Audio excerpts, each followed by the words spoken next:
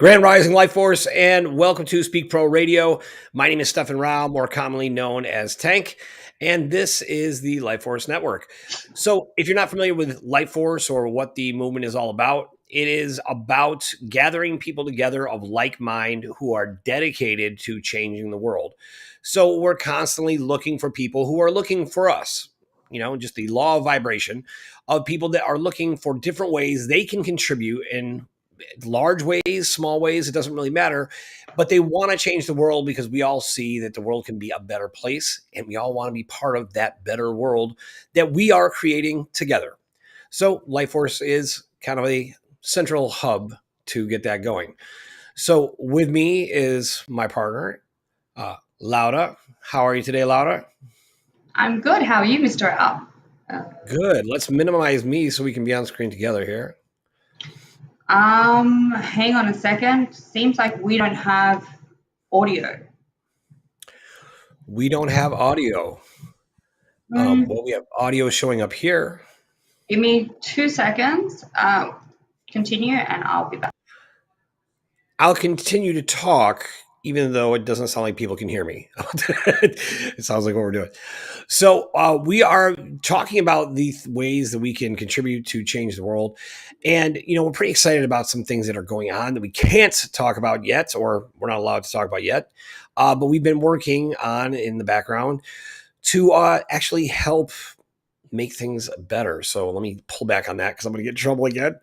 And then I also want to talk about we're partnering up with Max Lowen and Unbroken and bringing her on to the Life Force Network. And she's going to be sharing her amazing ideas and the concepts of her show. And no one can hear us, apparently. So we're not sure. No, Mr. Al. It's only on Restream. Our team can't hear us on Restream. But they can hear us on YouTube because I just double checked, and also the messages are saying they can hear us too. Well, good. I'm glad we clarified that, so it's not awkward. Thank you. Just double checking. So, all right, down to business. So, what are we talking about today? Where do you want to start? I think where Laura wants to start is she wanted to leave from the camera. So now I'll just be here by myself talking. So, okay. So we are going to do a little, somewhat of a breakdown of the World Situation Report. We're going to talk about it at least. I mean, this latest situation report that was on yesterday was actually really important. Kim Gogan talked about her personal experiences with how to strategically protect herself and ways that we can kind of strategically protect ourselves. I thought that was really valuable. So yeah. she was yeah. Oh, now you're here with me now? I was here. Okay. You were not here, okay? I've been here the whole time. What do you mean? Okay. No, you were not. Okay.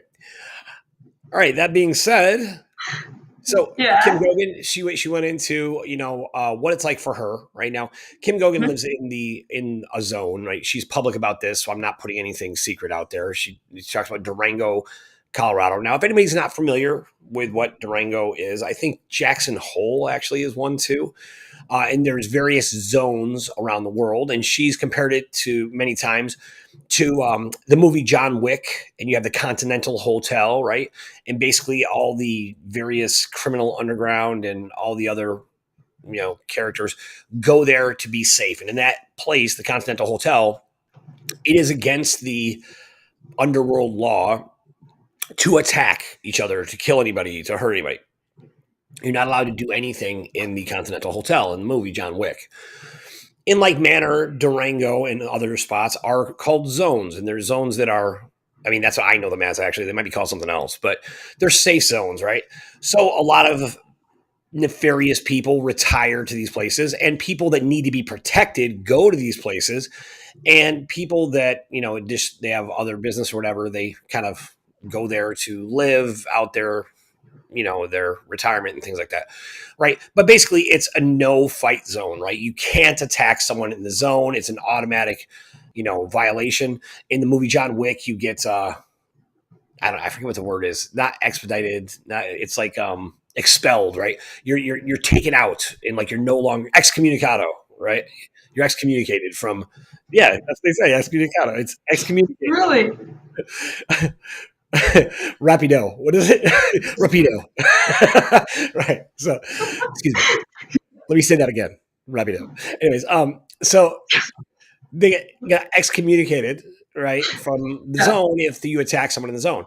So, in like manner, Kim lives in Durango, which is a safe zone, which obviously is important for her because she has been disassembling the deep state and the order, what they call it as the order, all of these different secret societies, and really anyone that poses a threat to humanity. And in this place, they often avoid her. They try to pretend like she doesn't exist. Clifford Perry, Petrie, thank you, also known as the Red Zone.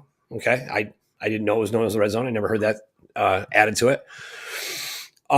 But the value of it is really important, right? So she is in the zone. So she doesn't meet with people often, right? She doesn't go meet with them often because she's constantly targeted by energy and weapons and, people just looking for an opportunity to do some kind of harm to her, right? But there are some operatives now, right? Now, operatives, like, I feel like I have to define all these things. So, like, let me know if I'm talking too much, right? But Okay. operatives are these high level individuals who run the world. They're the ones doing the actual work, right? They're high functioning, often highly trained.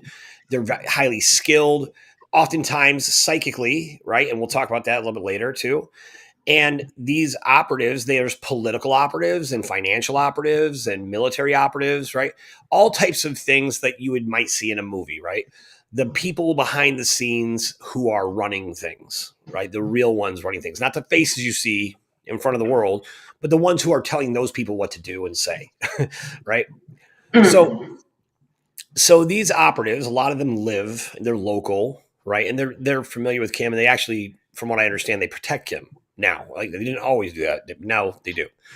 Oh, so Uh, they didn't before, but now they do. well, she's always been protected in the zone. Like you can't strike anybody in the zone, right? Mm-hmm. But she has a better relationship with them now, I believe, because she's Yeah. basically shown them, so much, and they've seen, well, Mm-hmm. she's real, right? So they've verified she's real. They've gone into these various high level computer systems to the government's transfer information on and the criminal underworld. And, I mean, I say criminal, but it's just really like the dark side of the world. It's basically been in control of everything. They Yeah. communicate on this level, and they would get orders from the alpha system, which is what Kim controlled, was the alpha system, and she really created, and which has now become the light system. But anyway, so operatives are like that, right? They're like super spies sometimes, and then they're just financial operatives. They're the ones that move big amounts of money and keep things secret, right? They're the ones that when congressmen get in trouble and they find someone murdered in their bedroom and a pound of cocaine, that they call the operative to come fix it up, right? Also known, sometimes you have operatives or fixers. Yeah. Does that Okay. make sense, or is that too Yeah, dramatic yeah, an it example? does. Okay. Um, so sometimes they're fixers, right? But they're the ones that kind of keep us separated from what's happening on the other side. Like they use our energy, they manipulate us, don't really care for us. At least that's how it used to be. But they would run everything for the bad guys, right? Mm-hmm. They're the ones that got everything done. They're the ones who actually did everything behind the scenes. So, anyways, there's a group now that is of operatives that say that they're willing to work with the global repository and Mm-hmm. work with Kim Gogan, right? Now, Kim is ground commander, keeping in mind she replaced Marduk, right? Who we call Marduk, who was at the head of this with Enlil and Enki, believe it or not, at the center of what you would call the Sun Tzu wheel, which is this complete order of hierarchy that really ran the world. And when you see this hierarchy, right, which Kim has put out many times, we actually have it on the Speak Project as well, and you'll see this wheel and you'll see like it's like a circle like in the center, and then it goes out from there with other circles, and then there's like, and then way below is like the committee of 300, and then below that is the government, is like militaries and governments, and way below all the way at the bottom is us, right? So we were like the slaves to the slaves in the system, right? So That being said, the operatives are the ones who got things done. Um, they're the ones who got things done for everyone else. Um, Now, the next thing is this.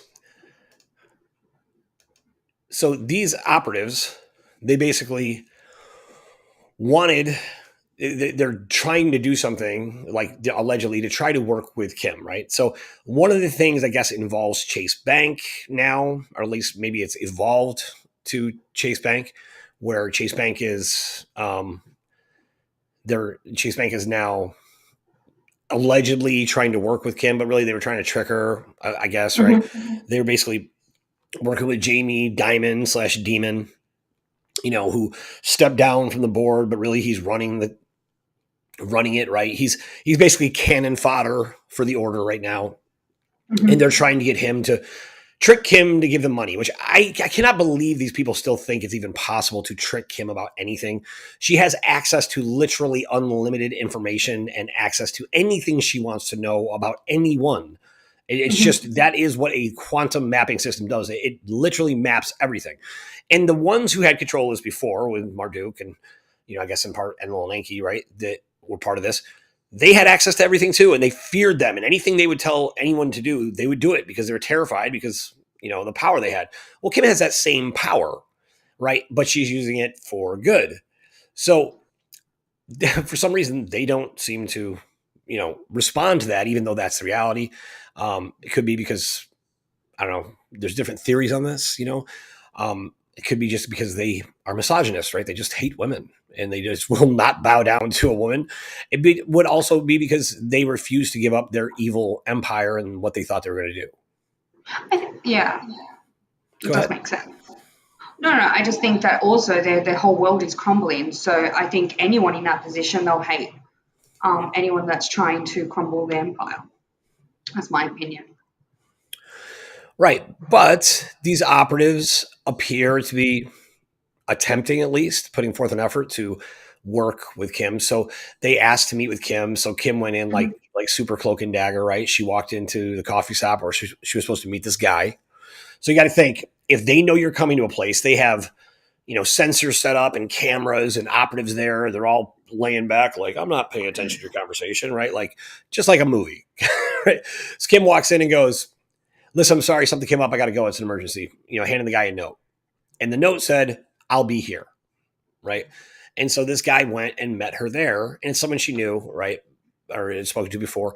And so she threw off their whole game. So it took them about 25 minutes to move their operation over to where Kim was. And then you had like psychics come over, right? Like, we're like, and I mean, when I say psychic, I don't mean like, the Psychic Friends Network kind of psychic, like that, Mm-hmm. but actual trained kind of CIA type psychics who are used for remote viewing and they're trained in this and these skills, right? Enough to be functional and to be more advanced than say the average person is in tune with their own natural psychic ability, which we all have, right? But I guess if you get CIA training, you're able to kind of tap in and control your heart rate and read someone's energy, tell if they're lying or not, things like that, right? Yeah. So they're examining Kim, and I guess with like various meters and all types of things, right? Like trying to figure out what she is, right? Because they can't understand how Kim is running the alpha system and how she's able to do all these amazing things that she's done. They don't understand how she's doing it because she has no training. Because in their mind, everybody has to be trained because that's how they work. They thought they were the most elite of the elite. And don't get me wrong, I'm sure they're very skilled and dangerous and scary, and can do But all types of cool things. But but didn't she also say that they enhanced the drugs? They enhanced. They had powers, but they would use things to enhance it so they could have I guess stronger powers. yes, she did. She did talk about that. She talked about like the LSD program, right, where they're using Mm-hmm. LSD to enhance people's psychic abilities and various other. One of the things she talks about is what she calls Jason Bourne crack, right, which is like what they use to make super soldiers, right? Yeah. This is what the Cicada program is about. It's about identifying exceptional people that would take over the world later on, and they Mm-hmm. spend their whole life lying in wait in different companies and key positions around the world, and then the cicada program would go off, and they would just go take command, put in a secret code, and everything would go off. Right? Yeah. All that's real, basically. Right? These are real. These are real programs. So a lot of Wow. times, what that's kind of the stuff you hear out. So it was really cool to hear Kim describing her own personal experience in outsmarting um, these operatives, or at least not allowing them to do anything. Because I can't say they necessarily were wishing her harm in this case. They just wanted to understand her, which makes sense, right? Yeah. But she is way more skilled, way more skilled at this stuff than they are, right? Yeah. And she kind of went on to talk about how she uses remote viewing. And I've witnessed this with my own eyes with Kim, right? I know we So had you, someone yeah, go ahead. so you witnessed her remote view, basically. That's what you're saying. You saw it when you were living with her in Durango. Yeah, I mean, now I'm calling it that. She might call it something different, Okay. but I'm pretty sure it was remote viewing though. Is because we had somebody at a meeting, and Hmm. before the meeting, before we heard back from anyone physically from the meeting, she told me everything that happened in the meeting, right? And no one had called her because I was sitting right there with her. No one called her, so she just told me everything that happened in the meeting. Then the person came in and confirmed everything she said. Right? That's pretty cool. Yeah. Yeah, it was pretty cool. And I've seen her do that, a couple different times with things. Access information from kind of like the Akashic records as well. If you've ever Yeah. been on a business call with Kim, it doesn't matter who you're talking to. She seems to know more than everyone else. Right?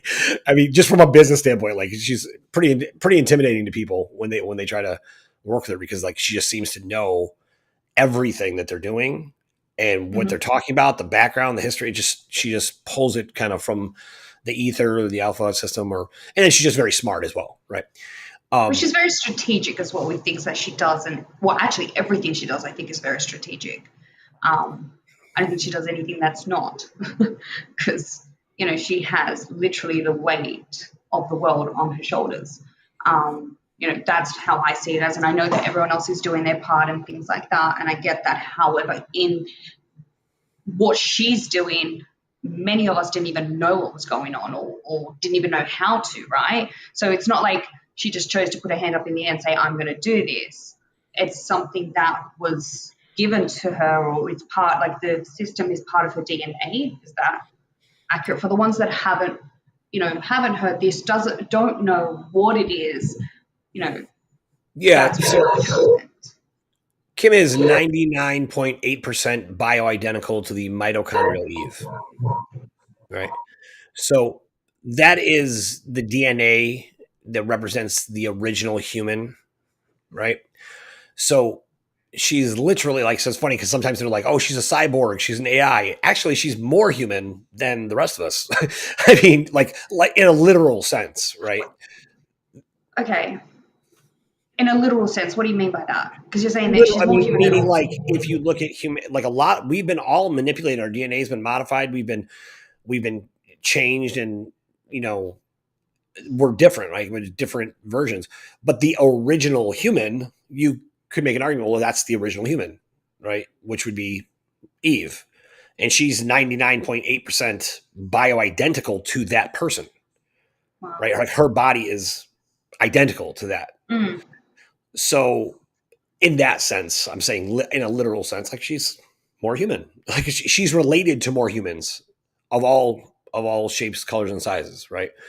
All the yeah. other, you know, uh, different versions of humans that exist here on this planet. She's related to all of them, you know, and would be, because if you know anything about the mitochondrial Eve, in case that term is not familiar to anyone, they basically took different regions of the world, and this goes back to, I think it's the haplo K group is what it's called, and they randomly pulled from all these different places in the world, and they found by tracking back through the mitochondria that all of humanity goes back to one single woman. Everyone goes back to Wow. that. Yeah. So is this speculations, or is this you're saying that we all go back to that? Is that what you're saying? I'm saying scientifically, Yeah. the facts are through genetic tracing and the science, everyone goes back to one woman. Every human being on the planet goes back to one woman, one person. That's the Huh. origins of humanity, Okay. which, is something that can kind of validate a creationist theory. Although there's a lot more to it than that. but that's what the Haplo K group and the mitochondrial Eve is talking about. That makes Huh. sense? Yeah, it does. I didn't hear. I've never heard it that way. But again, I don't know. No. Now you know.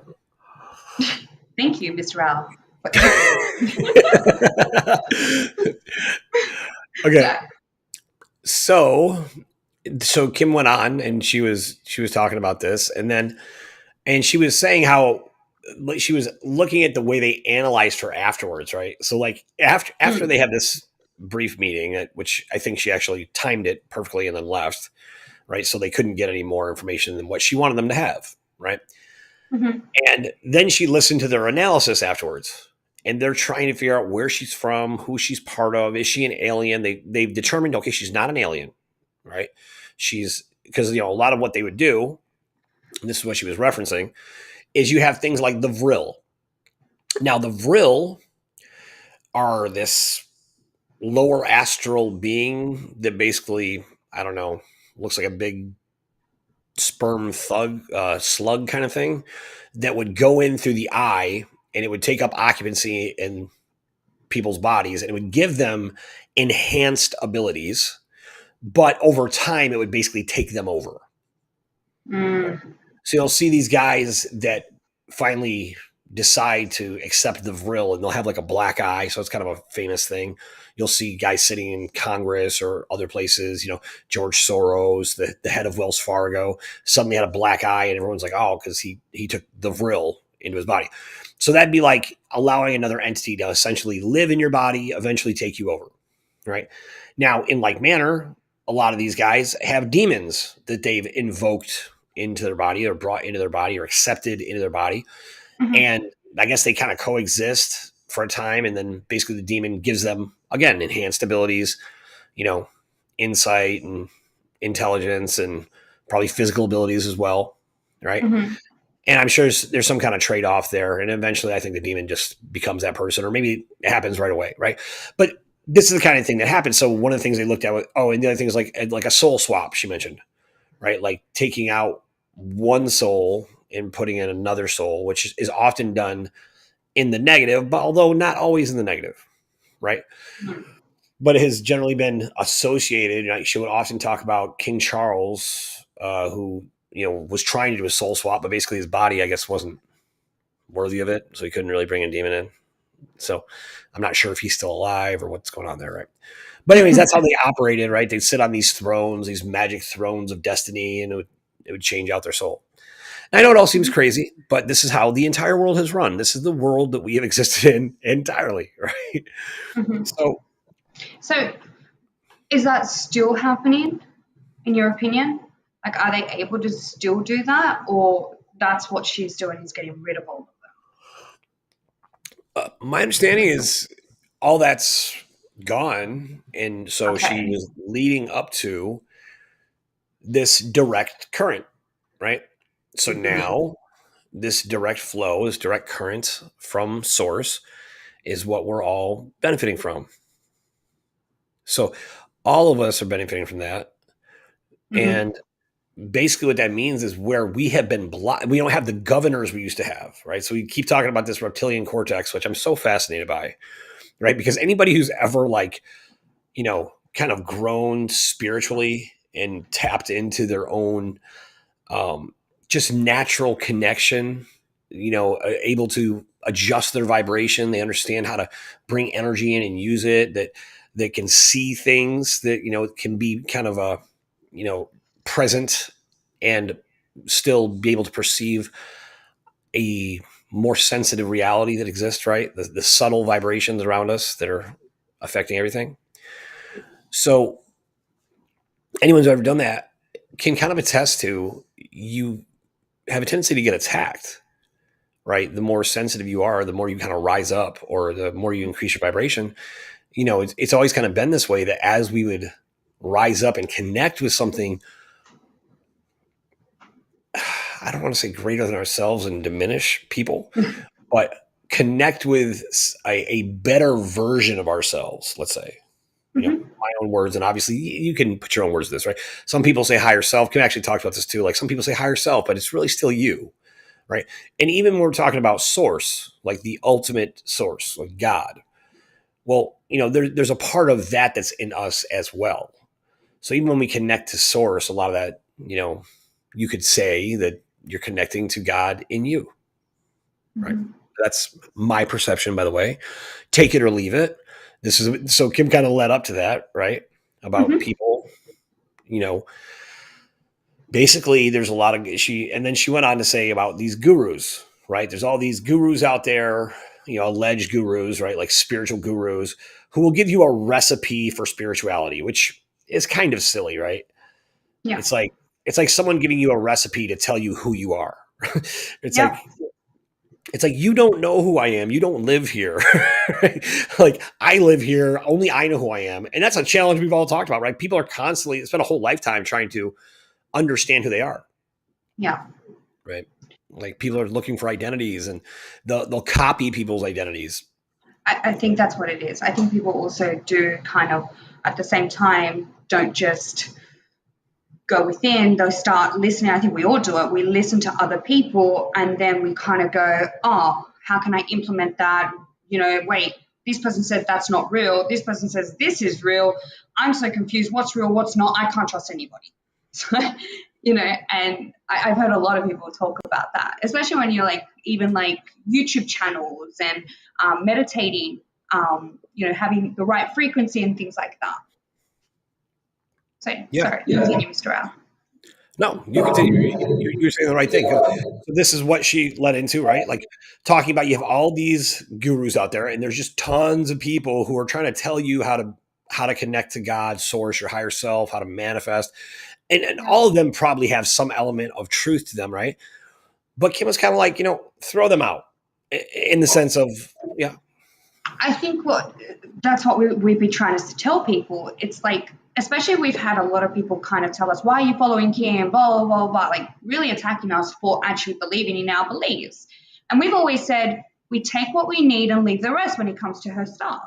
And that's the same thing we do with everything.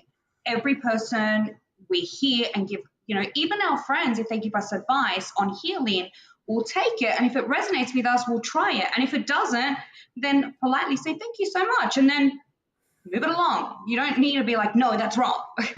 So, I don't think it's necessarily wrong. I think it's that people just want to help. And because they were able to reach this, you know, they reach their higher self, connect with, God's source or Pachamama, whatever it is. So they want to just, tell everyone their experience, which is okay too. But you also have to be very careful that people can be even contaminated as well. That in that time they're doing that meditation. They've recorded it, they've posted it, or they recorded themselves talking, and they're contaminated. And I always say when I'm going through something and my energy is, I'm not okay, or I don't feel 100%. I need to protect myself first, and I need to protect whoever I'm talking to. And I will tell them, I can't get on the call right now for these reasons, because I'm like, I need to first go within and heal myself. So I think there's a lot of people out there that can, and they don't mean to either, because some people don't realize this. They've heard it from someone else. The Q movement. That's like a very interesting one for me. The things that they're saying, some things that they have said have awoken people, but at the same time too, it's not all true. So it's the same thing when it's like speaking about healing, speaking about how to connect, speaking about even how to meditate. So sorry, Mr. Al, I went no, on. no, you're right on. What you said is exactly right. This so this is what happens, right? We get caught up in what I refer to as our absolute truth, right? Yeah. This I know, right? So our absolute truth is the one thing that we will not let go of. This one thing I know, right? And Kim did mention this. She goes, empty your cup, right? Which I think is a great point. Can I ask? Because when I heard that, I thought to myself, I'm like, wait, do I have the right definition of empty my cup means? So I just want to know what your definition of empty the cup. What does that mean exactly? So you can't put anything in a full cup. right? Okay. Like, and what happens is a lot of times we have all these ideas and concepts and realities and absolute facts that we know are true. And because of that, it's hard for us to accept any other version if it doesn't go along with that. You know, Hmm. yes, Clifford, thank you. So taking what you lead and leave the rest. That's absolutely something that Kim has talked about many times. We talk about it as well. But when you empty your cup, what you're basically doing is, okay, let me just consider that I'm wrong, or not even that I'm wrong, that there's more that Yeah. I can understand about this. And I sum it up this way. This is my ridiculous little example, right? But if you walk into a room, right, and you hear me saying to your mom, um, you stole the money, and that's all you heard. Now, because you think that's all I've said, you don't know the context, but the whole sentence was, I didn't say you stole the money, right? All you heard was, you stole the money. You didn't hear the first part that said, I didn't say that, or I wouldn't say that, right? I wouldn't say you stole the money. Now you're mad at me because I'm accusing your mom of stealing money, right? But the reality is, you only had this little section of what was said. You don't know the rest of the sentence, or let alone the whole rest of the conversation that we could have been having about a million different things that, you know, fit in some way. And this is a lot of times what happens to people. They get a piece of the story. They get a piece of the story. They hold on to that. And then so now you can see how that can sculpt your reality, right? Now, every place you go, like, I don't care. I heard Tank say that my mom stole the money. How dare he say that? I heard him say it with my own ears. I'm so mad at him, right? Someone else hears it and says, I know she stole the money because I heard Tank say she stole the money. And if Tank said it, it's true, right? Someone else is like, I heard the whole story, and that's not what Tank was saying at all. So you got three different stories, but the same thing happened. But the perception that we have of it is based on what we know about the story. So one of the challenges we always have is, let's get the whole story, right? Let's make sure we have a context to it. And now I'm just using that as an example. Now, in so doing, there is no absolute way for anyone to do anything, right? There's always different ways to connect to source, to God, to your higher self, spiritually, to the best version of yourself, to manifest. There's lots of different ways to connect and do those things. And right now, it's really a wide open field for the first time, right? So it's really an exciting time. It So is. Yeah. why don't you talk about direct current and how you see it? Like, what do you think about what that means for people or for you? First off, I would love to hear what you have to say about that. What a cop out. No problem. You got it. Okay. Thank you for asking. It looks like I just I'm queued glad you myself said up for a that. question. Like, enough about me. What do you think about me? Right? All right. That's not what I was doing, by the way. Just a joke. All right. I'm sure like we used in clips to make fun of me later. Anyways, so but okay. So direct current. So what we had before were these mitigating circumstances, devices, matrices, spells, black magic, curses, a million different things. I mean, that's how powerful you are, right? Like, you ever see like in a movie when like Hannibal or something, right? When the bad guy is so deadly that they bring him in like on a stretcher and a straight jacket, and he's got handcuffs, and then he's chained down again, then he's got something on his face just in case. He's so dangerous that they had to put all these different things. And you think, how could he possibly hurt you with, if you uncovered his mouth? How could he possibly hurt you if he's strapped to a stretcher, right? How could he damage you, right?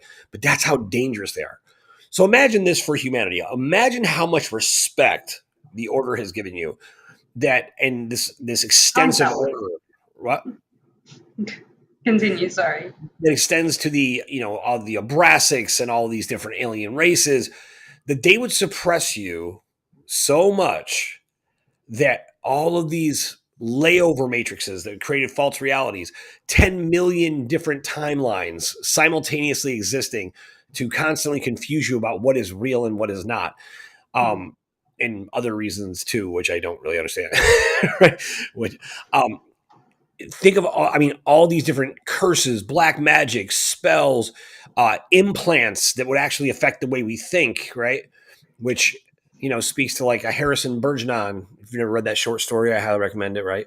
Like how to kind of make everybody the same. So no one could really be exceptional in any one area or anything the way we are capable of being exceptional, right? Yeah. Not really able to pursue greatness the way our heart desires in the way, because every time we would get up, we'd rise up, we'd get suppressed again. And they'd balance it with our, I want to say cerebral, our lizard brain, our reptilian cortex, right? This would kind of say like, oh, you're getting too good. I need to pile on darkness, right? So as you're rising up and doing all these great things, suddenly you're bogged down with a very heavy guilt and fear and anxiety, right?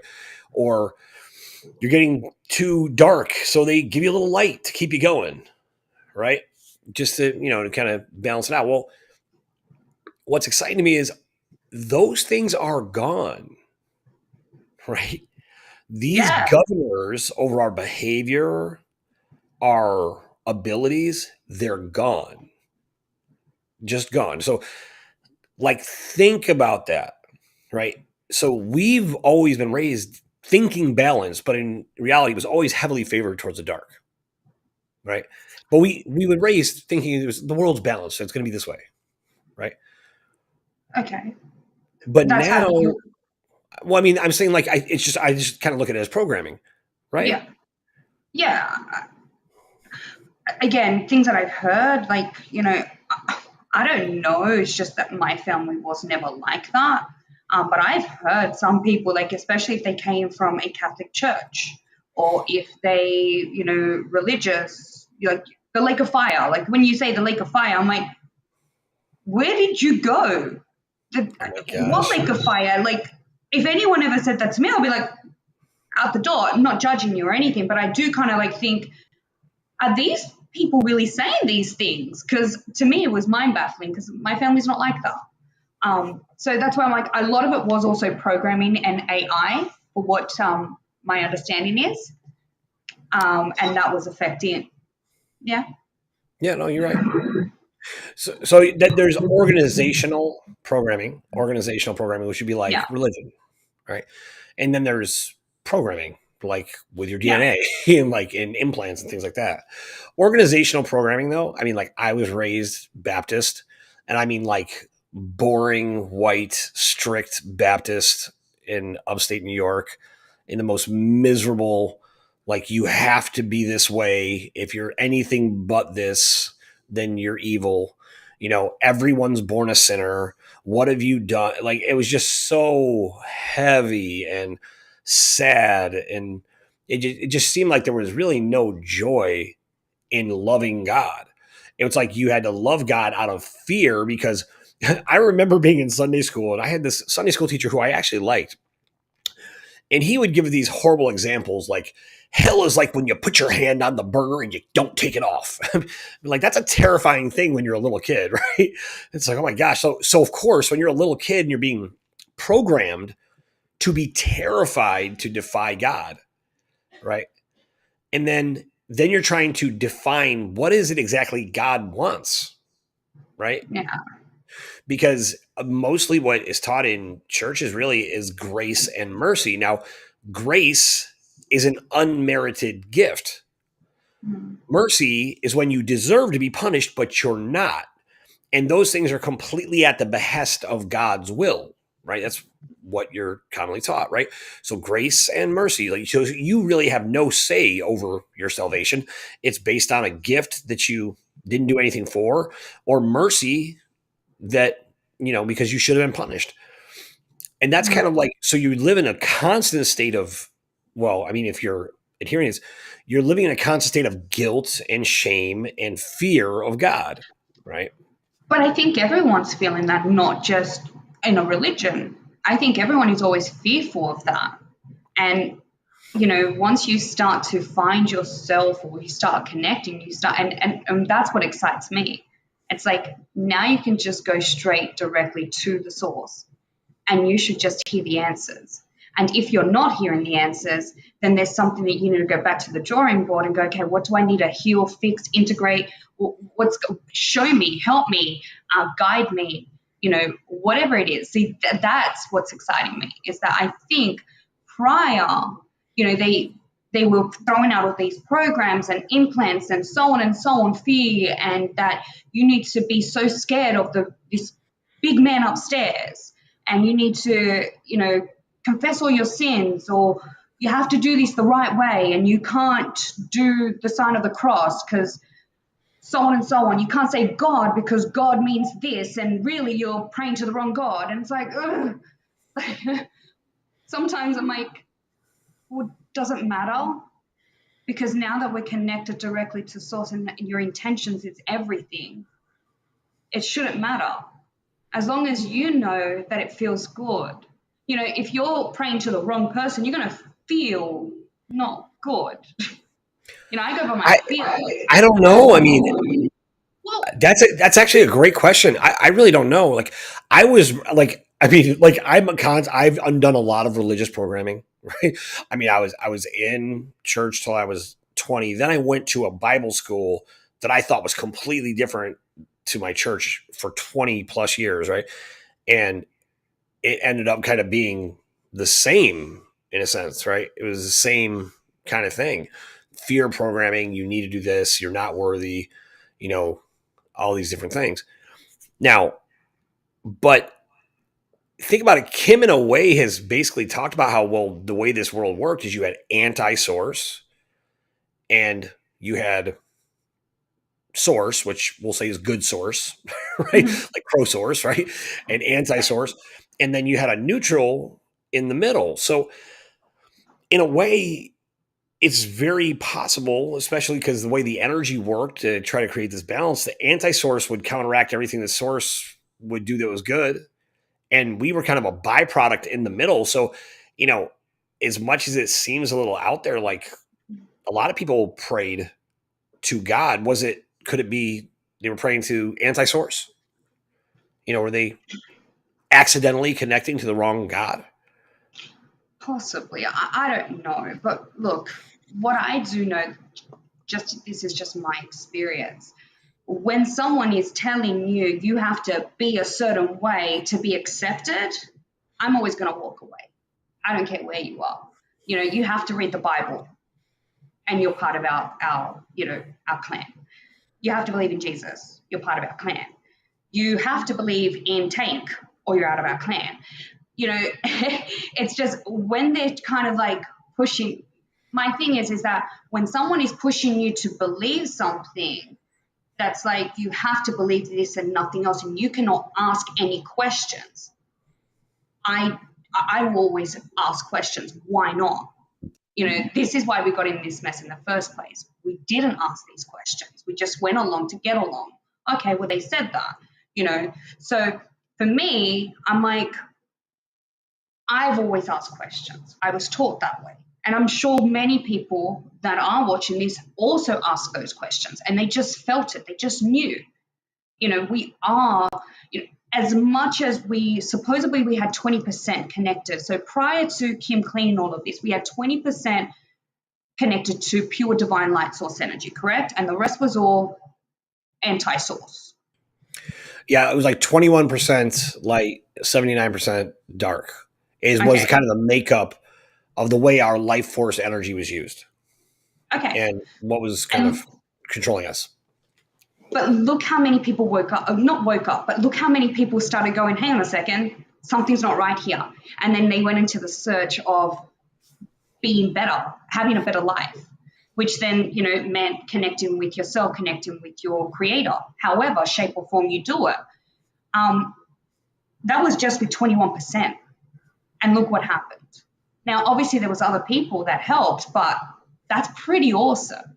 It just shows how powerful we as humans are. And I love what you said before. You said how much respect they must have for us to do this. I think of this and I'm like, yeah, they were scared of humanity waking up. This is why they put all of this in place. They were scared that humanity would be like one day waking up and just being like, I know what to do, how to do it, and I remember everything. and start to just follow direction from their boss, their creator, their God, whatever you want to call it. Yeah, yeah. Sorry? No, yeah, I totally agree. I mean, so now after so now we have had this darkness pushed out of us for the most part, and there's Yes. remnants of memories and things that probably seem real. But Kim was talking about it. Like, did I hear this right? Like, I know she was talking about like people kind of going crazy or feeling like they're going crazy because Yeah. suddenly they have this direct connection to source that they never had before, right? Yeah. Uh, well, our experience was quite, interesting. We knew something was going on because, I was, you had to go to work on Sunday and I felt something. And my initial feeling was, I need to call you. I need your help. And, and so I went to go call you. However, I heard this voice say, stop. What are you doing? And I was like, who are you? Why are you talking to me? And I was asking, it was my voice. And I remember I was in the kitchen cleaning up everything because you had gone. And I'm like, wait, I'm feeling this. I'm feeling like I'm talking to myself like a crazy person, and I'm, talking. And then I'm like, I need to call him. I need him to help me because this is an emergency. I'm gonna have a meltdown, and he's gonna walk through the doors, and I'm gonna be like, ah! So I'm like, That's never happened before. That's weird. no, what are you talking about? No, but in all honesty, I was like, hey, I need to call him. So I go to call you, and I go to pick up my phone, and they say, stop. He's busy. There's no accident that he's out working on a Sunday, and you're here with me now. And I'm like, who are you? Who's that talking? I'm like, I've experienced talking to what I call my peeps. I've experienced it in other different shapes, other ways. But this time, I'm in my kitchen, and it was as if I was hearing my own voice talk to me, and I'm like, what is going on here? And it was guiding me on, do you think that it's this, or do you think it's this? And I'm like, this. And I'm answering it like a crazy person. And I'm thinking, what is going on with me? So when she said about the whole crazy thing, I'm like, yeah, I get it because I experienced that myself, and it was guiding me and telling me that I've given you the wisdom, the tools, the knowledge to do this and much more.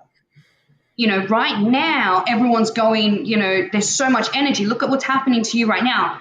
That's what's happening to everyone. They're all starting to hear a voice, see an image, or suddenly know what to do and be like, what is that? Like, imagine you're driving and suddenly you're like, I see a spirit. Like, some people are not used to that. We've seen spirits when, that's common knowledge. When a black witch wants to do something, we're like, okay, we know what to do. But, some people are not experienced with that.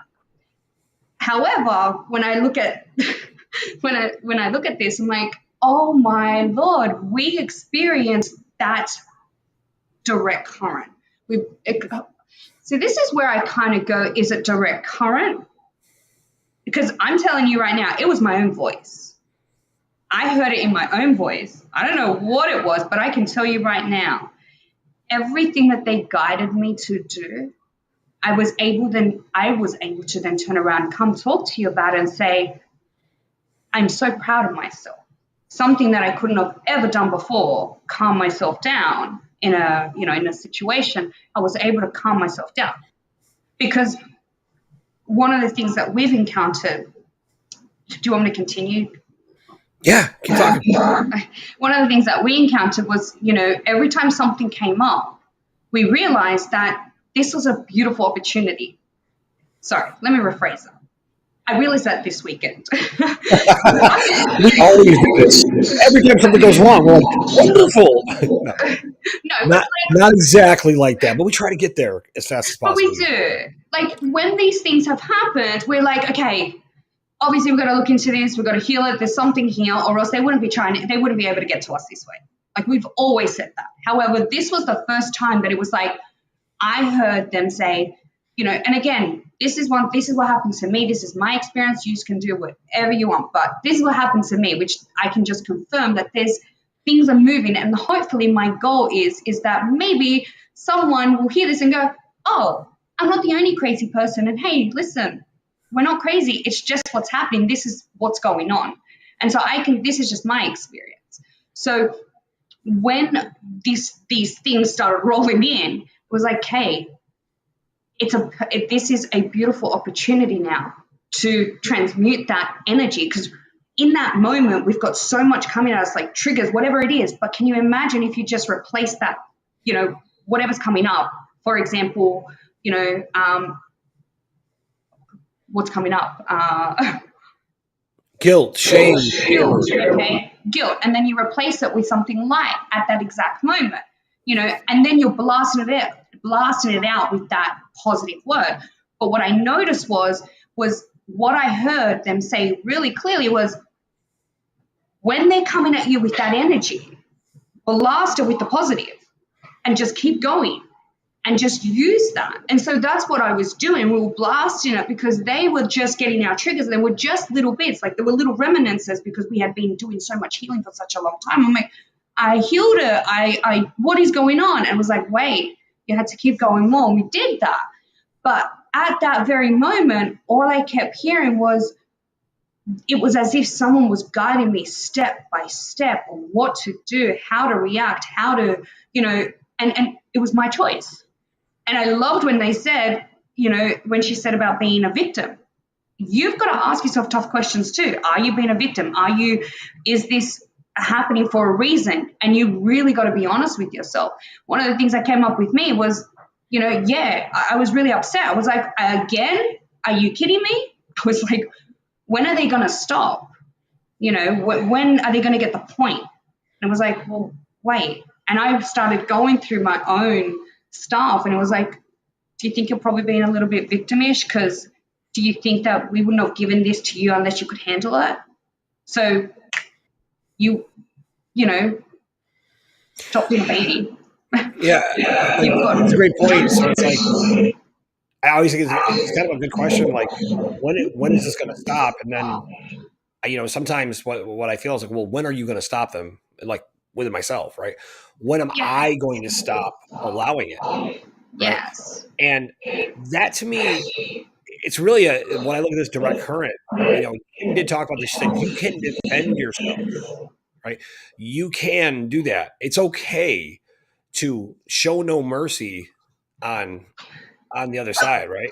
That was the other thing. Like, that was crazy. When remember, I want to hear that story. You told me, you explained it to me, because when she said that, I was like, what does she mean? And then you explained it to me, and I was like, huh, unless you can't. And I'm sorry. It makes me sad because I didn't look this up, because this was a good friend of mine's husband who I had just a tremendous amount of respect for. He was very spiritual and just a powerful human being right up to the day he died. And in my opinion, he's someone that I really looked up to, because he really kind of made being spiritual and being energetically connected cool, you know. And I really loved him. And he had said this quote, and I have no idea where it came from. I don't know where it came from, and I will find out, because I thought it was so great. I think it's like from one of these uh, different versions of scripture about the Orion battles or something. And it was something like this, like the whatever the Draconians or whoever, this other group of aliens, right, were 13th dimensional beings.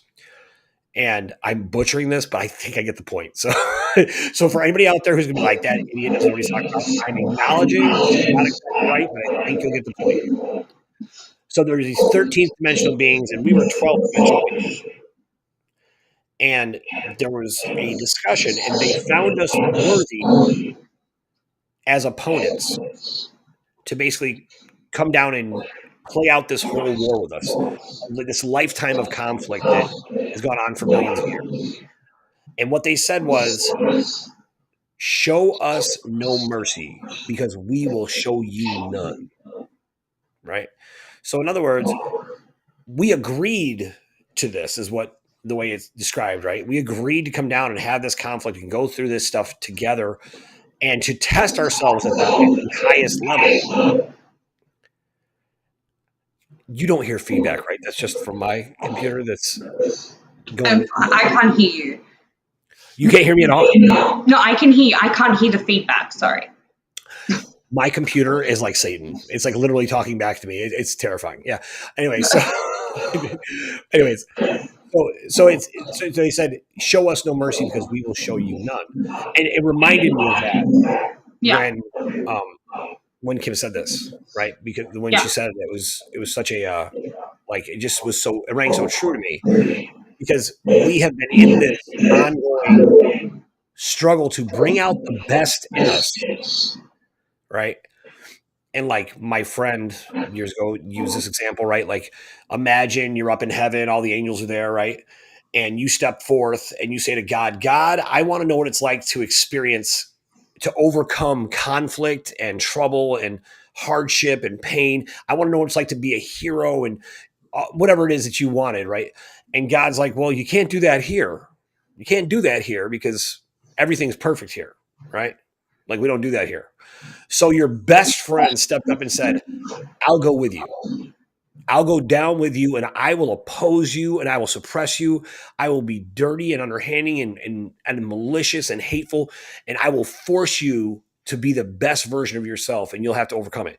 And so for it to describe this way, and then we came down here together and we've been at odds battling, trying to get to a place, bringing out those qualities so that we can learn these lessons in this life and so on, right? So all of these conflicts and troubles and things, when you start to look at it that way, now is that exactly right? No, I'm just using, metaphors and examples that I think that I personally benefit from. But I think it's really powerful when you start to think about it that way. When you look at every conflict, every hardship, every tragedy, every moment of grief and sadness, guilt, pain, and fear, and you start to stop looking at those things as these oppressive forces being imposed on you, but rather obstacles that you set up for yourself, that you put in your way, just like you would if you went to the gym and you put weight on the bar and you're trying to see what your max bench press is. You keep putting weight on the bar, and all that weight does is oppose you. But when you get the weight up, you now see how strong you really are, right? Or how flexible you really are, how fast you really are. But you are imposing opposition on yourself so that you can see what you're capable of doing, right? So imagine this whole world is kind of like that, right? Just my own personal journey, right? Like I said, take it or leave it. You can use it however you want. But when you start to look at it this way, everything becomes something where you're just like, oh, like, why did I put this in my way? You start to take responsibility for every problem, right? 100% responsibility for everything good and bad and start to say, okay, why did I put this here? What did I want to learn from this experience that I put this conflict in my way so that I could see something about myself or about others or about the world or about God or about God in me in the world with others, right? Like, could be all those things at the same time. I'm not sure how I got off on that tangent, but I still think it's valuable. So feel free to please chime in and say something remarkable, cute, and intelligent. It'd be perfect timing. You were doing good. Continue. Oh, okay. Well, but anyway, so I was just thinking about those things about how we're dealing with problems here Yeah. and how we deal with struggle and how this is the first time that the order doesn't have.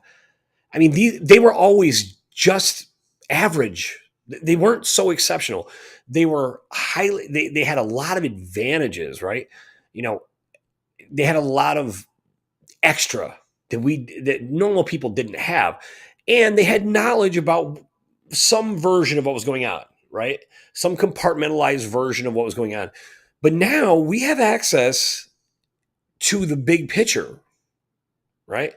And so Kim was talking about this saying, if you want to levitate, which by the way, one of the first conversations I ever had with Kim, she talked about drawing source energy into your body, right? And how you can use that to match any frequency. And one of the first questions I ever asked her, I'm like, can I fly? She's like, yeah, yeah, if you match the frequency. So I still am like, right now, for her to still put that out there, I'm just like, that gets me excited. I mean, how much energy do I put into flying? None. Like, not, not usually, but I still want to do it. Like at some point, I'm going to put some energy into that because if I can, I definitely want to, right? Like, I want to fly. and in all ways, too, right? Not just physically, although that's the first one, but like, I mean, we want to fly. It's a symbol of being free, right? Flying through life, like just being able, like, spread your wings and fly, right?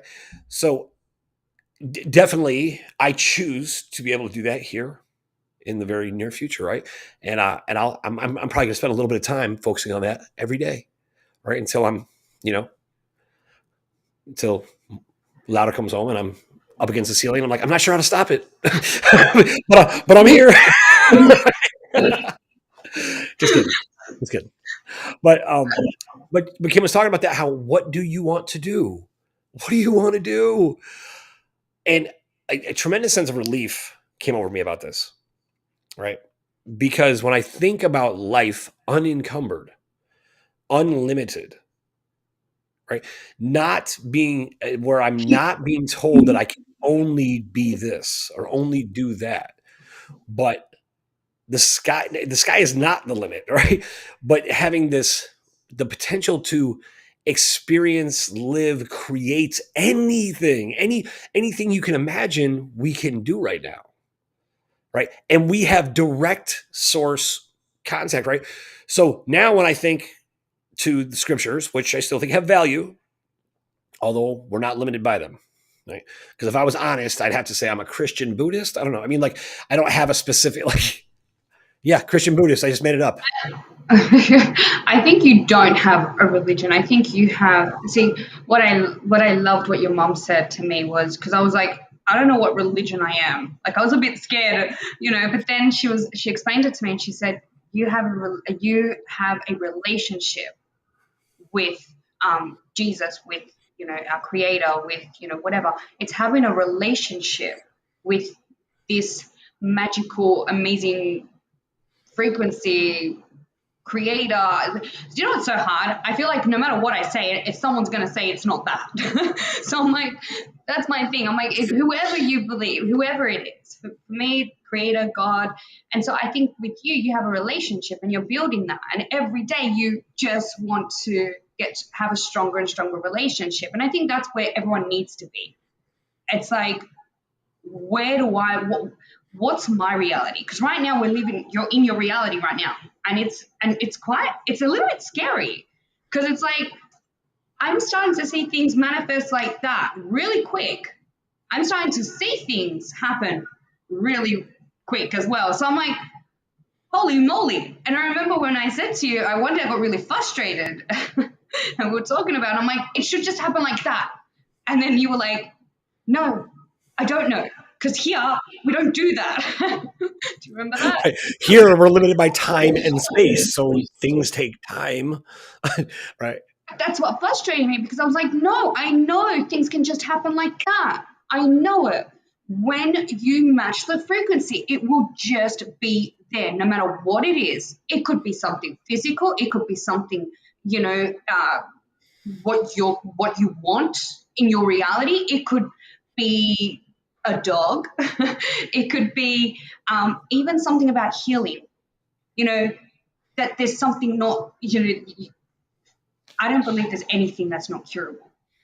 I believe everything is, and you just again you've got to match the right frequency. You've just got to do it the way you know how to do it, and learn, and then take what you need, leave the rest. Be a sponge, take it all in, and what resonates with you, take it. What doesn't, leave it, and then create something else. I like But that. I'm just sorry. I said I like that. Create something else. Like, for me, I'm like, that's why I get really excited about this, and I'm like, this is incredible. What are we doing? We should be like holding like Zoom calls every day and saying, okay, right, what can we do? How can we create a better world?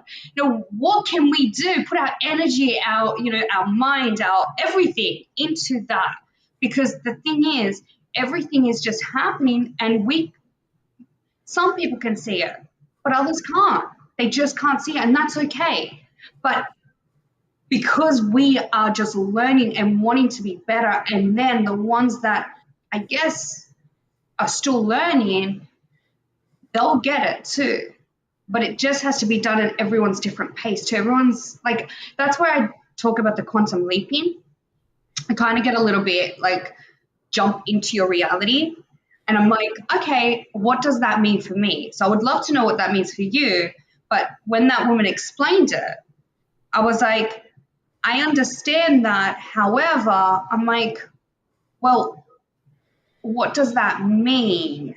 Like, do you know how when people were talking about the fifth dimension, if you, let me start that again. Do you remember when everyone was talking about everyone's going to quantum leap to the fifth dimension and leave the 3D? Do you remember that? Or Yeah, I mean, people have always been trying to jump to the fifth dimension, whatever they think that means. Then they describe it of well, in the fifth dimension, everything's instantaneous, and like that, which people are always kind of like trying to jump into obscurity. Whenever they talk about these things, and the more obscure you can be with your ultimate reality, the more spiritual you are, which I don't agree with. You know, Unmute. okay, Yeah. cool. Okay, cool. Because I don't agree with that either. Because I'm like, this is my reality. The ones that, like, in my reality, I have such and such people in there and I'm doing such and such. That's how I see it as. It would just all fall into place. And I see that happening now. I And see. she really does see that happening now because she literally looked me in the eye with a very serious. She's like, "Be careful what you say and what you think about." Like, she got on me about like, and it was a friendly, like, just like, because we talk about this stuff all the time. And I was like, "Yes, dear." Like, I will be careful, right? Like, because it's so easy. It's so easy to get caught up in what we think is holding us down. And what I've been getting out of this most recently with what Kim's saying, and I really believe in putting this to the test. I encourage you to do the same. Put this to the test and share this with somebody else too. Put this to the test. If we are really in this golden age, if we are really unencumbered in our ability to receive direct current from source, then we have wisdom coming in that we never had. We have power coming in that we've never experienced. We should have energy coming in that might be a little hard to understand at first, but when you realize, oh my gosh, this is what I've been waiting for, like this is what we've been talking about, I can now create, manifest, build, fly, jump, be strong, be fit, heal anything. All that is now, right? I mean, am I looking at that right? That's what I'm seeing. That's what I'm feeling. That's what I've been feeling this for quite some time. I've been feeling this from January. I'll be honest. That's when I started seeing things like the ball rolling. And it's funny, Max. We would speak to Max, and we would explain. Like we would be talking to each other, going, "Hey, what are you feeling?" And that's what I love about having a community of like-minded people, because you can also come together and say, "This is how my week went. This is what I'm going through. Is that what you're going through?" And they'll be like, that's happening to me. This is how I dealt with that. And then you just, you're talking about it amongst each other. That's what, Max and I back in January were like, no, I can feel something shifting. And, we're always together. So I thought, okay, maybe it's just me and you know. And so when we started talking to other people, they were like, no, I can feel it. And it was like as if whatever we wanted, if we put enough energy, it was just going to happen, good or bad. And that's when I was like, ooh, there's a shift happening here that no one has ever felt in in history, which is incredible and exciting. And it's like, this is where I constantly kept having this weekend was feed the right wolf. And I've been hearing that from time to time, feed the right wolf.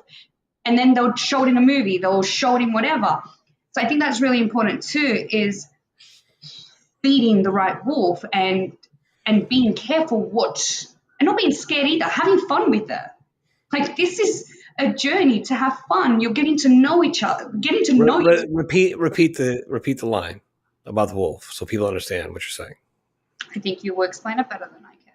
I don't know if I will, but I'll try.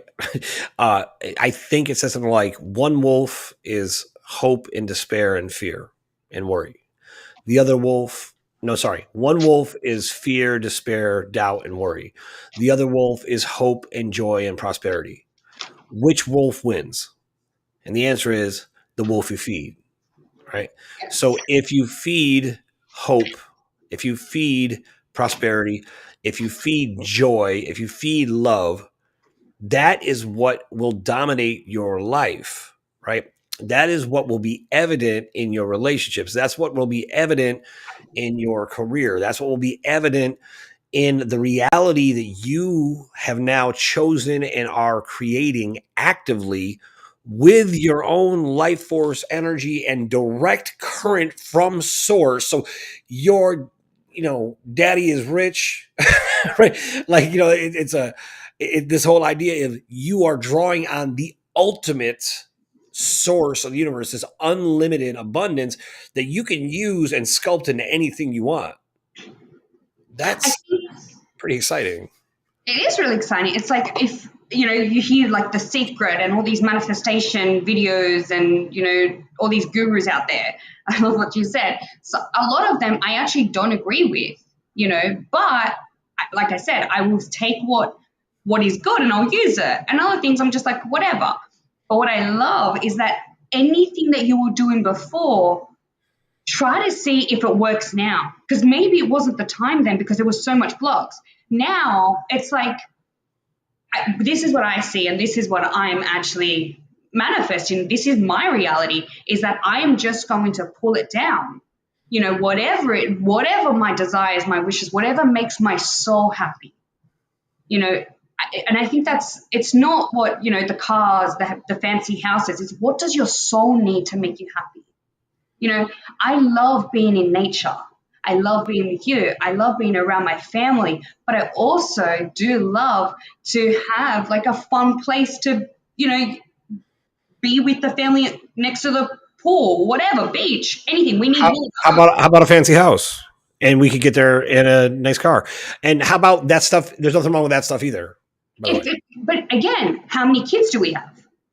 You know, like your desires and dreams would be different because the more kids you have, the bigger house you'll need. That's a reality.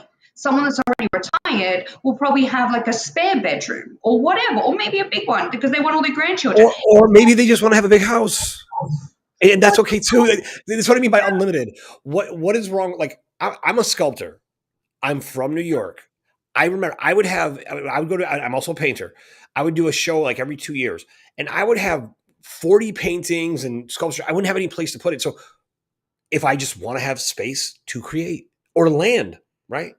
Land that I can go explore or there's it doesn't matter what it is, as a matter of fact. It does not matter what it is because you literally are drawing from an unlimited source. So the only reason why I say that is because you did what I hear people do. I know you weren't doing this, by the way, but you what you said was it's not about a fancy car and a big house. Well, no, but for somebody it might be, and that'd be okay too. And that's one thing what I'm trying to say. Like, it's okay to have and manifest whatever you want, right? And there's no limitations on it. Is all I'm trying to say. It's okay if that's what you want and you desire. It's fine. Like my issue is that some people think they need it, and when you have it, it's not that. So that's my thing. It's what your soul needs. Some people just love cars, and if you love cars, great. I'm the type of person that I love my essential oils. I love, like, I will be setting up our room so then we could be doing healings on us, our children and our dogs and everyone, constantly. What do we need? How can we make ourselves better? What foods do we need, to balance our whatever it is? So we'll have that. But there are some people that just love fancy cars, that just love certain things, and that's okay. I don't care about that. My thing is, what does your soul need? And I remember we had this conversation in January, it was around then, and we were talking about this. It's like, it's not about the money, take what you need and leave the rest. And I was like, yeah, it's what does our souls need? Our soul, because we've got 3 children and we have a dog now that's classified as a 4th, we'll need, at least that many bedrooms. We want land so we can be running around and having fun. Other people want that. It really is, it just depends on what your soul needs. That's what I'm saying. If it's a fancy car, fair enough. It's up to you. Me, I just always think it's funny. Like this is a program. That's why I bring it up, right? A yeah, lot of times people associate being spiritual with being impoverished. They do. The more spiritual you are, the less you need, right? that's not true, Mr. Al. Like, I know how to live. Excuse me. That is 100% true. I can prove it with a million examples. That is an Oh, example that people that I'm not saying it's everyone. I'm saying that okay. is something that people think. So I don't like, and I know that's not what you're saying, but I'm saying, like, think about it. If it's about something, we'll focus on what it's about, not on what it's not It's about. about For everything. example, It's about for example, people say, it's not about the money. Well, money's just energy, right? So why don't people say it's not about energy? No one would ever say that, right? Because it is about the energy. true.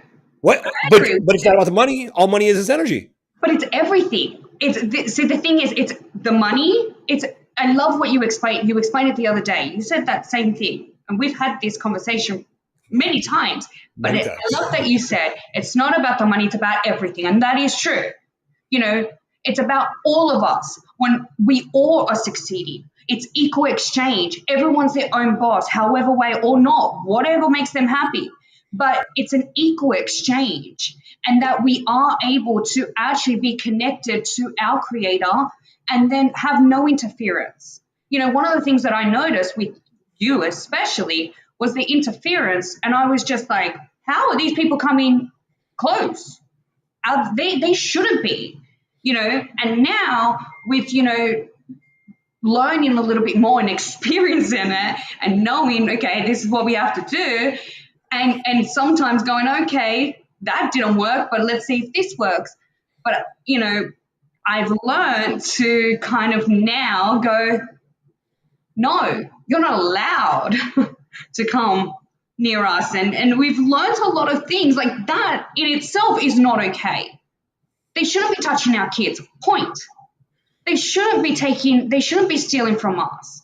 There's a lot of things there that I think that it's time we take back our power. It's not just about the money. I'm just saying it's about everything. And you said this before. It's about the people having a voice. And it's about, actually being excited about creating something. Because that's the thing that I've noticed. A lot of people are like, I just want to help. Where do I go? What do I do? How do I do it? That's what I'm noticing. And now it's like, okay, let's create it. It is possible. You gonna say something? Yeah, I totally. We can create, and I suppose we always could have, but this is what the example, just to give a little context to what you were saying.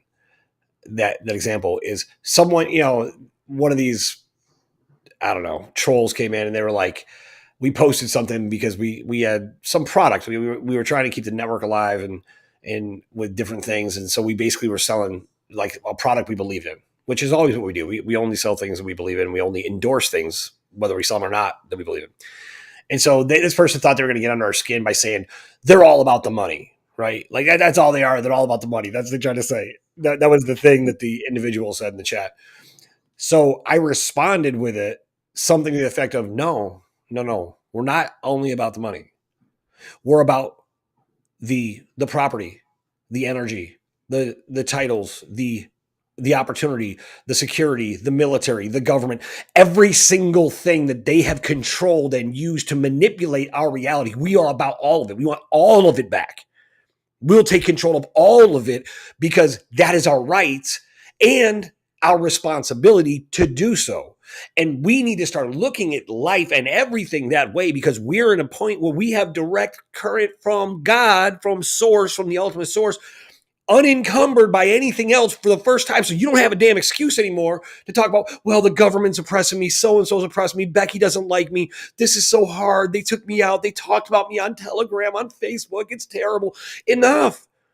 We don't have that excuse anymore, because we literally, we have the overcomer in us. We have the conqueror in us.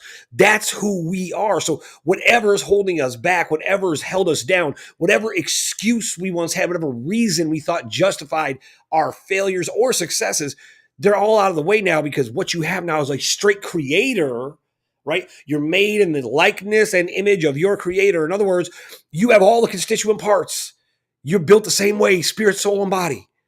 And the image, or the hidden secrets of God, you now are a question away, right? A moment away from having access to all those things and putting them out to the world to create a better version of reality, right? You can literally, I've heard Kim talk about this, and I've seen this done with people. I've actually seen Louder do this, to just learn something instantaneously. Just know it. All of a sudden you just know it.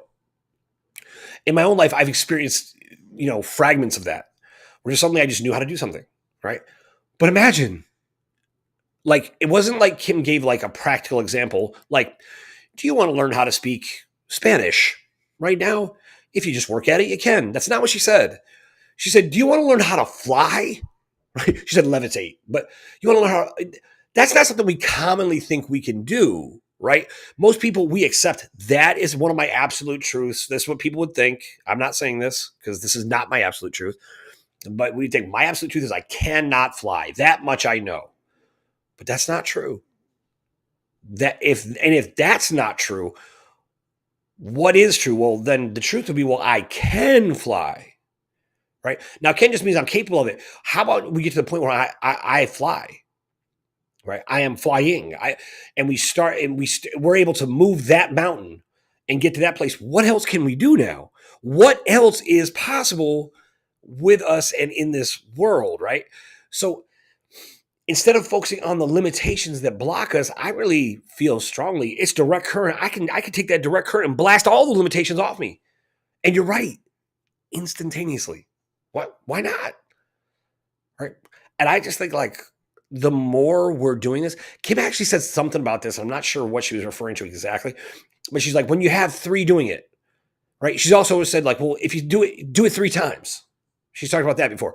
She's talking about three doing it. So imagine if you gather, two or three people in the same voice that are all focused on, we're doing this now. This is happening. This is how I feel about it. I feel the same way you feel about it. And the more of us doing it, it's impossible for them to stop. Oh my God, three people? That's all it takes? Three people? Seven people? Three times? I mean, that's pretty incredible. Now, can I grab three people to think and be like, hey, look, let's all focus on the same thing for a little bit and agree that this is good, right? Like, for example, everybody here listening, I want you to focus on me flying. Just take a second. Just take a second of your time. Hey, I'm trying to prove a point here. Anyway, I'm not gonna hurt anybody. I'm not gonna hurt anybody flying. We don't need you flying. We really don't. Don't listen to her. Right now. See, you're already. I'm just saying. Anyways, Really, flying out of all things? I thought you would like want something different. Like, I understand me flying, but you flying, I didn't know you wanted to fly. what? I thought you wanted to be like a different superhero. Like, would you have a cape? No, flying would just be one of the many superpowers that I have. See, well, you just I'm said flying. starting with flying. You say, no, sorry, you just manifested flying, and look, they would have just given you flying. See, you got to be very careful with what you say. Your wish is my command. So No, I don't. Flying. I can manifest whatever I want. Thank you very much. So I'm going to manifest flying, and later I'll manifest super strength, and later I'll manifest that I can move things with my mind. I mean, look, why not all of it? Of course, why not all of it? I do love that. I'm just playing with you. Why not all of it? I know. But yeah, absolutely. Like, look, and I think it's where we're at. I really genuinely, my whole heart believe that's where we're at.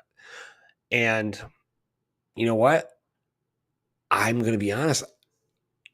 There's things there that make it hard.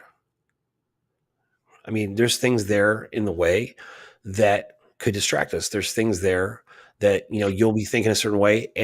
But those blocks, what my perception, those blocks, they used to have weight behind them. There used to be entities and matrices and curses and black magic and all these things behind them. But now the only thing behind it is your own perception. So if you can hack your own mind, right, and reprogram yourself, right, reprogram yourself or, write a new program for yourself and just buy into it completely. I saw this thing the other day. They were measuring vibration of energy created from people, right? And they were trying to identify what is the most powerful emotion. And so you'd think love, right? We all think love's the most powerful emotion. But you know what was the actual most powerful emotion? And it was 400 times stronger than love. Authenticity. Being your authentic self.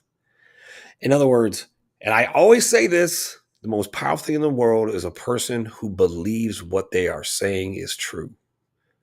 So imagine you just started saying the things that you believe are true. And you start to believe all these amazing things about yourself and those that you spend your time with. Like, I only spend time with superheroes. All my time is with people that are amazing. I have a beautiful wife. I have beautiful kids that are amazing, intelligent. We have an amazing relationship. I have superpowers. I I am exactly who I want to be, and I'm proud of it every day. Imagine the feeling we would get and how we would connect with other people who feel the same way, right? And when you're connected with other people that feel that way about themselves, you know what? You know what falls away? Insecurity, doubt, fear. Why? Because I'm surrounded by amazing people who are just as amazing as I am, and I'm not intimidated by them, and I'm not afraid to be amazing myself.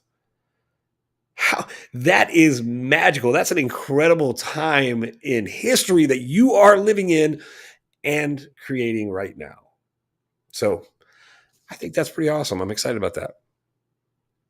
It's very exciting, and I think that we can all do it.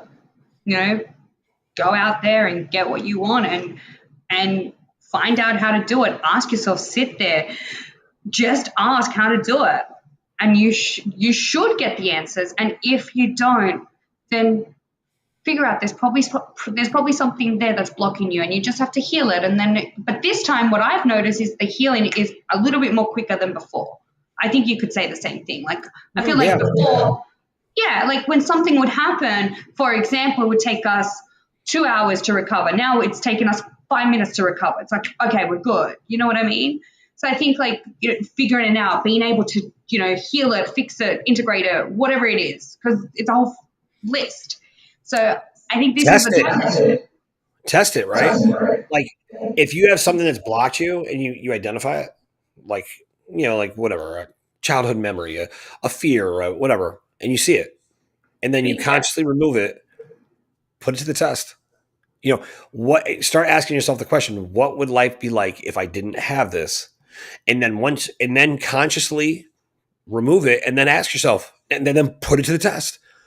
Like, my life would be amazing if I didn't have X problem or X issue within myself, and put it to the test. No, you look at me like that's dangerous advice. That's dangerous.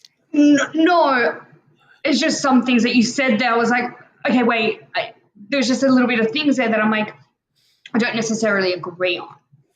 Okay. Like just the words that you said, because our words hold weight too. And we kind of struggle with this one when we're like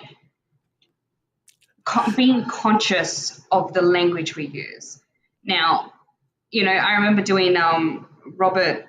He passed away sadly. And what's his name? Mastery Robert. systems. Mastery systems. Mastery Yeah. systems when it Conscious language. before. Yeah. And the way they used to talk, some of the things I was like, oh, I don't think I could talk that way, but I can put it into my life. And then, sometimes it would be like, I am me, be you. And I'm like, Me love wait, me. what? Yeah, But me, love me, you, and I was just like, huh? like saying want, like want, Yeah, right? Like I want this. It's like, well, you'll always be wanting. You'll never have it, right? yeah, and it's Like that. true. That's the way, and it really effective. Matter of fact, we're gonna put that up. We did the last interview ever with him. Yeah, Yeah. it was really great. Very nice. Anyways, but he would be looking down right now, going, this is so exciting because something like this, it would have excited him because this is what he really wanted as well, like that the world um, restoration is starting the earth is Robert Tennyson's restored. Angels. Yeah. So, Mr. Al, do you have anything else that you want to say? A million things. I'm glad you asked. No, but not today. Not today. So we'll wrap it up. The Q&A, because We're doing the Q&A today, or we're not. we're not doing a Thursday. I thought we discussed this and we're live now and we're discussing Okay. this. We're So not doing this. we'll be doing we'll have a Q&A at 9:45 if anybody feels like talking or asking questions or telling us off or telling us good things. Either way, we're giving people the option to speak their mind. Is the point? They can say whatever they like. So we'll post that Yeah. in our chat on Telegram, and anybody who wants to come on that, we encourage you to do so, and we always welcome the company. Okay. And just a reminder, Thursday. Thursday will not be, it's my first time spending the 4th of July in America, so I will be enjoying it with our family. So we won't be doing it this Thursday, we'll be picking up next week. Or if you choose to do it another day as well. That's right. All right. And that being said, everybody, this is B Pro Radio. I'm Stefan Rao, and with my partner Laura, and let's go change the world.